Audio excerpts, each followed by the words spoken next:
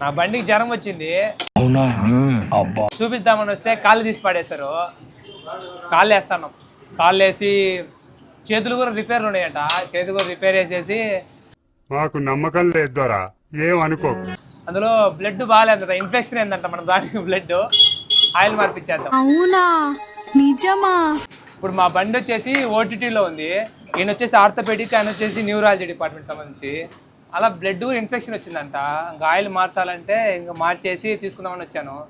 మొత్తానికి అయితే నాకైతే బ్లాస్ట్ అయిపోయింది ఈరోజు. పెద్ద సమస్య వచ్చి పడిందే. మా బండికి జ్వరం వచ్చింటే ఇంకా టాబ్లెట్ తీసుకొని నేరుగా అయితే డాక్టర్ దగ్గరికి వెళ్ళాము. డాక్టర్ అయితే మొత్తం చూసేసి స్కానింగ్లు, అలాగే సిటీ స్కానింగ్లు, మొత్తం ఎంఆర్ఐ మొత్తం అయితే చేశాడు.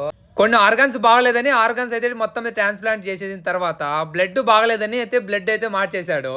ఫైనల్ గా మా మొత్తానికి అయితే మా బండికి అయితే జ్వరం అయితే తగ్గిపోయింది. జ్వరం తగ్గిపోయిన తర్వాత ఇలా ఉంది. ఇంకా నేరుగా వచ్చేసి దానికైతే బూస్ట్ అయితే ఇచ్చేసాము. అలాగే నా ల్యాప్టాప్ కి వచ్చేసి కిడ్నీలో ఫెయిల్యూర్ ఉందంటే దాన్ని కూడా చేపించేసి నేరుగా అయితే తీసుకొని బయలుదేరిపోయాము. ఫైనల్ గా ఈ వీడియో ఎలా అనిపించిందో ఖచ్చితంగా అయితే కామెంట్ చేయండి. ఓకే, మరి పోయేస్తా.